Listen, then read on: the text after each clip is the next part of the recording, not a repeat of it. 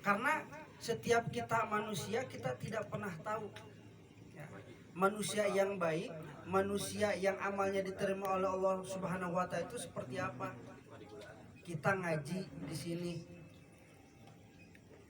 kalau Allah ridho diterima oleh Allah Subhanahu wa taala. Tapi kalau Allah tidak ridho, tidak akan diterima oleh Allah. Sananjan orang ngajina sampai isuk subuh. Ada amalan yang kadang sesuatu yang itu kecil tapi diterima oleh Allah Subhanahu wa taala dan itu diridhai oleh Allah Subhanahu wa taala. Contoh ada satu kisah, dahulu seorang perempuan yang hidupnya itu menjadi pezina. Ketika dia bertobat, lalu melangkahkan kakinya untuk bertobat kepada Allah Subhanahu wa taala, lantas melihat seekor anjing yang sedang kehausan. Lalu dia ambil air untuk diminumkan kepada anjing tersebut. Ya. Jadi nyokot cai nate pakai sepatu, diasupkan ke jero sumur, tali nage neangan ke mana-mana ripuh. Itu perjuangan yang dilihat oleh Allah Subhanahu wa taala. Dapat diulur eta sapatuna kahandap menang caina diinumkan kana anjing. Itu diterima oleh Allah dan Allah ridho. Itu yang menghantarkan dia masuk ke dalam surganya Allah Subhanahu wa taala. Al-Imam Asy-Syafi'i ketika bermimpi dalam mimpinya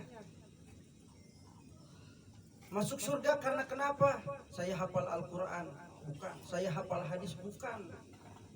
Tanya oleh malaikat. Saya mujtahid, bukan karena itu.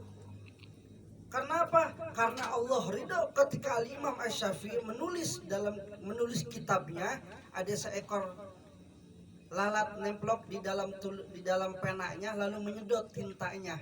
Dibiarkan sampai lalat itu kenyang lalu dia pergi. Allah ridho. Karena ada makhluk Allah yang dia hinggapi lalu dia diamkan sampai dia kenyang lantas dia pergi. Itu yang menghantarkannya masuk surga. Orang kumpul setiap malam Rabu di dia, amun Allah teredo mah moal. Oleh karenanya jadilah manusia yang biasa saja, kata Imam Ali karamallahu wajhah, tapi kita memiliki amalan-amalan yang diridhoi oleh Allah Subhanahu wa taala. Lalu yang terakhir yang ingin saya sampaikan, insyaallah nanti hari Kamis itu tanggal 9 Muharram berarti bertepatan dengan Tasu'a. Ya, tanggal 10-nya hari Jumat. Ya, karena kita tanggal 1 Muharram hari Rabu, berarti tanggal 10-nya hari Jumat. Ya, kita puasa Asyura. Ya, yang puasa tanggal 10 Asyura bukan hanya umat muslim, tapi orang-orang Yahudi pun semua di dunia itu puasa. Ya, kita lebih berhak daripada mereka. Mereka kenapa puasa? Karena mengikuti Nabi Musa alaihissalam pada saat kita lebih berhak daripada mereka dari Nabi Musa alaihissalam karena Nabi Musa adalah Nabi kita. Oleh karenanya biar kita tidak tasabuh dengan orang-orang Yahudi, disunahkan untuk puasa sebelumnya atau sesudahnya. Jadi kita puasa 2 hari, ya Tasu'a, Asyura, atau tanggal 10, tanggal 11. Ya, Kamis Jumat, kalau enggak Jumat Sabtu, seperti itu. Banyak kejadian yang luar biasa di tanggal 10 Asyura ini, bahkan dijelaskan di beberapa kitab. Ya, kejadian alam dunia, langit diciptakan Allah Subhanahu wa taala di bulan Muharram dan itu bertepatan pada tanggal 10 Muharram. Nabi Adam alaihissalam diturunkan ke muka bumi pada tanggal 10 Muharram. Dipertemukan kembali dengan Siti Hawa pada tanggal 10 Muharram. Nabi Ibrahim alaihissalam itu dibakar ya, pada tanggal 10 Muharram. Nabi Yunus ditelan oleh ikan Zunnun lalu dibebaskan oleh Allah Subhanahu wa taala setelah berada di dalam ikan Zunnun itu 40 hari 40 malam, lantas berzikir la ilaha illa anta subhanaka inni kuntu minadz zalimin, dibebaskan oleh Allah pada tanggal 10 Muharram. Nabi Musa alaihissalam membelah lautan itu pada tanggal 10 Muharram. Ya. Nabi Nuh alaihissalam umatnya diberikan azab oleh Allah Subhanahu wa taala, banjir bandang, itu terjadi pada tanggal 10 Muharram. Dan hari kiamat akan terjadi nanti Jumat besok. karena bertepatan pada tanggal 10 Muharram ya. Kita nggak tahu kiamat kapan, karena Rasulullah pun tidak tahu, tidak mengasih tahu kepada kita selaku umatnya, bahkan kepada para sahabat pada saat itu. Wallahu a'lam, hanya Allah yang tahu terjadinya hari kita. Tapi Nabi Muhammad memberikan tanda-tandanya seperti itu. Nah, nu mantak tanggal 10 Muharram pas ieu poe Jumat urang kudu loba zikir ti ayeuna sampai poe Jumat. Bisina pas poe Jumat isuk-isuk teh matahari biasa di barat di timur, wah ini tanda-tanda ya. Makanya anu boga salah ya sering memaafkan, anu kurang ibadahna geus fokus ke ibadah ke Allah Subhanahu wa taala.